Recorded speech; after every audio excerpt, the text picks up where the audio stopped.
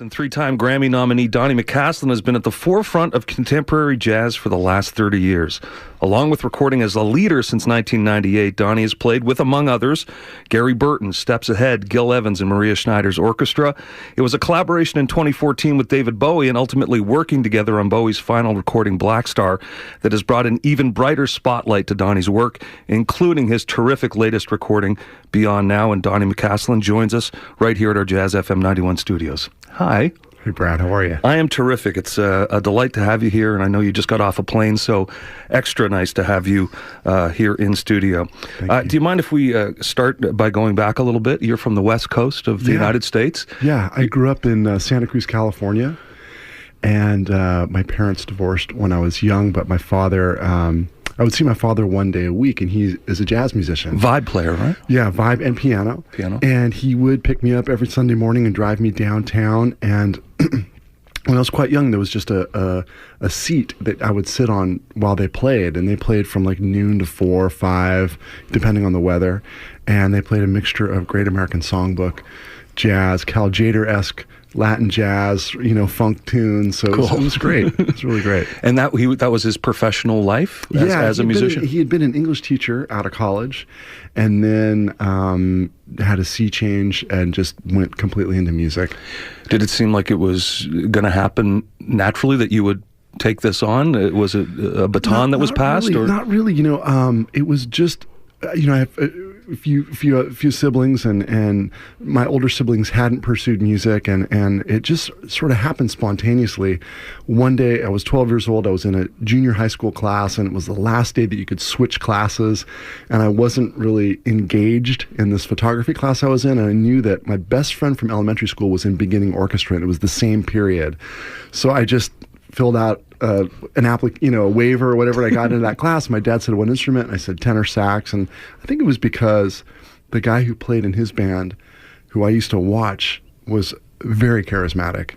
And I think that, looking back on it, that would be my guess. So he had stage presence while he was up there doing his thing? Yeah, he was a hippie, and he had a beard, and he wore tie-dye shirts, and he played these wild solos that would kind of whip the audience into a frenzy. And one time I looked into the bell of his horn, and there was literally a pool of condensation with a cigarette butt floating in the middle of it. Awesome. Which is kind of gross at this point, but when you're a kid, it's like, wow, that's so cool. So, what was your relationship with jazz music at that point in your life as a young teenager? Until I was 12, it was essentially through hearing my father once a week and his band for those 4 to 6 hours per You weren't week. listening on your own No, I was listening initially to John Philip Sousa, and then I was really into the Beach Boys, and then I was really into AC/DC. And Chuck Berry. So let me get this right. John Philip Sousa, then it was the Beach Boys, and then it was AC/DC. Yeah, with Chuck Berry there in the middle too. Unbelievable. Great. And then once I, 12 years old, I start playing, and then my father set me up with lessons with the current sax player in his band, Brad Hecht. And then part of the lesson was he would give me 2 albums to listen to per week. Things like Lee Konantz's record Motion, Cannonball Adderley's record Mercy, Mercy, Mercy, Brecker Brothers, just sort of a wide array of things. So that's when I really started, kind of listening a little more regularly.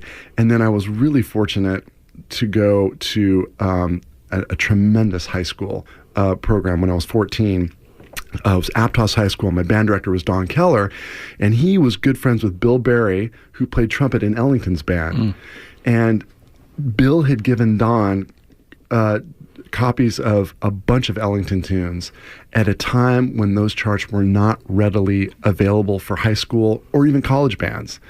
So, in other words, from age 14, I started playing Ellington's music 4 to 5 days a week with a great instructor and with a great, group of talented young musicians. And that was really, a big deal. Was your growth accelerated in that process, or were you already sort of ahead of the curve as far as being a young musician? I think probably both. Probably both. I know it's always hard to say that you were really good as a young person, but I bet there's some truth to this. Well, I think from the time I started, it took hold real quick, and I just started practicing pretty regularly. I don't, when I was 12, 13, it's not like I was practicing 7 hours a day or anything, but I was practicing consistently, and I was thinking about it a lot and trying to improve. And I remember after year one, I thought it would just take about a year to get good. And I remember being so utterly frustrated that I wasn't good, after a year. So I was just working, on it, and then the lessons were helping. I had by then I had transitioned to Paul Contos being my teacher, who's now the head of the next generation Monterey Jazz Festival Youth Orchestra, a great educator. So I was studying with him and getting, really kind of getting into the language of jazz and bebop and Charlie Parker and John Coltrane and chord changes and stuff. So I think that, that was a great influence for me. And then also the Cahuenga Jazz Center had opened in Santa Cruz in 1976. And the big night was Monday night, because bands would play like a Tuesday through Sunday in San Francisco. And then their off night, they would come down to Santa Cruz. So as a 12-year-old, I saw Elvin Jones and the Jazz Machine, first jazz concert. 2 weeks later, McCoy Tyner. A week later, Sonny Fortune, Phil Woods, Art Blakey, Cedar Walk. Like, the list goes on. And it was incredible to have access to this. And then, and then Santa Cruz, it's a small town, but vibrant at that time, a lot of music going on. So, once I got into high school, there was also a great junior college program that all my my high school juniors and seniors were all playing in. So I started auditioning for that and eventually got in. Ray Brown, the trumpet player and composer, was teaching there. Lyle Cruz, a great jazz educator. So that was happening. Cahuenga was offering ensemble and harmony classes that I started doing in high school, after school. And then there's this, I was in a salsa band, because there's a salsa scene in the Santa Cruz area. A lot of reggae bands would play in Santa Cruz. So as a kid, I saw Peter Tosh and Jimmy Cliff and Mighty Diamonds and Burning Black Uhuru. And, I was so fortunate to be in that environment. So I think I just read Malcolm Gladwell's book, The Outliers, if you're familiar with that. And he talks about, the 10,000 hour thing. Canadian. Yeah, exactly. And and also just the environment that you grew up in. And so that all of that really was really beneficial for me. So that feels like for you when you were putting in the heavy lifting time, when you don't talk, were there times of 7 hours in the woodshed, those kind of times? That was more, that was really, the really hard woodshedding was my freshman year of college at Berklee College of Music. And then, to a slightly lesser extent, my sophomore year. Those are the 2 years that I was working. And I couldn't tell you if it was 7 hours. It probably, it was maybe more like 4, 5, 6 or something. But it was a lot of practicing and a lot of playing.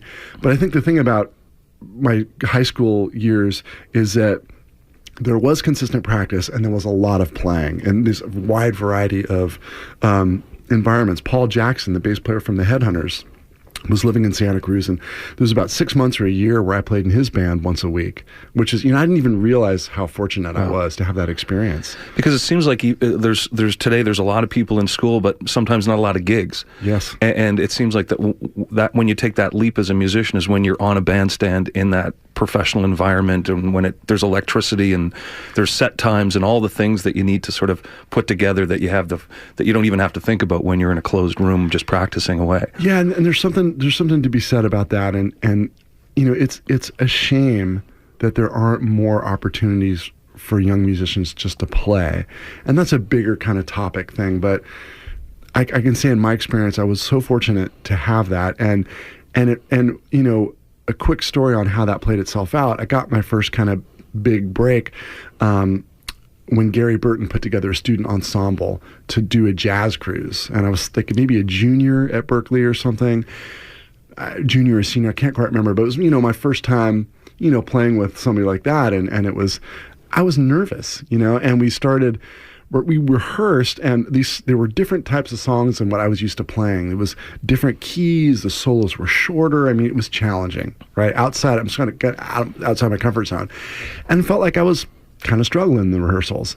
But I do remember the first time, we got on that cruise ship, the boat's like tilting back and forth, feeling a little seasick. But he counts off the first tune, and we jump in, and I think I did a lot better. And he said something about it afterwards. And on reflecting on it, I realized that, yes, because I had logged those hours on the bandstand, and I was and that was in my comfort zone, and I was able to really kind of, express myself to the best of my ability at that stage of my life because I was comfortable. That's the Gladwell thing again. We're talking about you did the work, so you're ready to do it. Well, we got to talk a little bit about David Bowie and the relationship you had. What was your sensibility and relationship to his music before anything happened? I mean, it was that Let's Dance was part of the soundtrack of my youth. And when Black Star came out, I remember getting an email from a friend of mine, Jennifer Palmieri, who actually worked for Hillary Clinton in the last election cycle. She's a really accomplished person, and she just emailed me saying, "Do you remember senior prom? We were dancing, and that was because that was those, China Girl, Modern Love, those my high school years, that was it." And outside of that, of course, I knew the collaboration with Pat Metheny. And then I would say I was just generally aware of some of his hits. But if you would have asked me 4 years ago what I thought of the Berlin trilogy, I would not have known what you were talking about. He wasn't afraid to realize his vision artistically is also inspiring. I mean, it's something that, again, I've tried to live, but to see somebody at his level of notoriety, and then also at his age, at 68, when we were working together, he's telling us, like, go for, encouraging us to go for whatever we're hearing. Let's not be afraid of what this might be labeled as. Don't worry about it. Just go for it. Was like the kind of the overall message, which is tremendous. I couldn't have asked for a more creative environment to work in, and I just admire that, that fearlessness. And then looking back on his career, obviously somebody who's not afraid to change. He lived it. He lived what he said. He lived it. Well, you had said that, and much to your point here, that you thanked him for showing you that the risks and rewards of going for your uncompromising musical vision, and that makes me think that even though you've probably been in that zone, you're in the vanguard of jazz music in 2017. That's already right out on the margins of a vision that I'm sure you have, but. You were saying that there was even he even showed you maybe that there's a level beyond it, or allowed you to go to it, someone you admire so much to make it even more of your truth in some way. Yeah, I think, and the whole experience was very affirming, and I think that's what it is. It's feeling like that sense of affirmation, like, oh no, this I see him doing it. And that's I think is what it, it's just this deep sense of affirmation through through that experience. And how do you think at this point it will manifest itself moving on? Is there already things in your mind as far as your next album, or how you get on the bandstand with people on a nightly basis? I think it's there's something about, in this process where it's about dreaming, and sometimes the dream isn't clear, and there's so many different forces or voices out there, about different choices to make. But I think going through that process, to me, the dream is clearer now, and I feel like I can see it, and I know what I want to do, and I'm just trying to take the steps I can to realize that. I hope everyone has an encounter with a Bowie-like figure in their life, to have that affirmation, to feel like you're on the right path and you're inspired. It seems like it would be a great gift to have. Absolutely. So the double-edged sword of all this stuff that has come with this is that you have been very busy with your life now, and I think you're a father, and yes. To realize your dream at this level, as far as being out there with your band, playing your own music, and touring the world in a very aggressive fashion, what are the downsides, and how are you threading that needle? Well, yeah, I mean, the primary downside is just it's time away from my wife and children, which is really tough, and it's balancing it is tough. I mean, I try to be really present when I'm home, and planning family things. Although my wife is the master planner of our household, she's so amazing. So it's the kind of thing where this opportunity has come, and it's something that I've worked for my whole life. All the hours of practicing and gigs, and you're ultimately, my dream has always been to have an opportunity to tour a lot with my own group, and to get the music to a deep level, and to write for the guys in the band, and then to have that happen is a dream come true. And it's something that in a way you can't put on hold, because if I were to say, okay, I'm just going to take a couple years off until my kids were older, the opportunities wouldn't necessarily be there. So I have to balance doing this while this is the moment, and I'm going to embrace the moment, but also to really be mindful of, doing everything I can to be really present and connected with my family, and that also I do want my children to see me doing something that I really care about, and that that I work hard for something, and then the opportunity comes, and I'm doing my very best to realize it, and hoping that will be an example for them when they become adults about it. The value of working towards something that you really care and you really believe in. I'm sure they're getting that lesson. So I guess when you come home, you don't say, "Hey, I'm gonna go in and practice for an hour or so." No. You don't drop the bags and hit the. No, that's not happening. I'm just so delighted to get a chance to speak with you. And tonight, 8:00 at the concert hall, Donny McCaslin Group, along with Shabaka and the Ancestors, are part of the TD Toronto Jazz Festival. And I hope whenever you're in our city again, you'll come by and say hello. Oh, I'd be happy to, Brad. Such a pleasure to be here. Thank you. Great to have you here. This is one of my faves. Here's Bright Abyss and Donny McCaslin.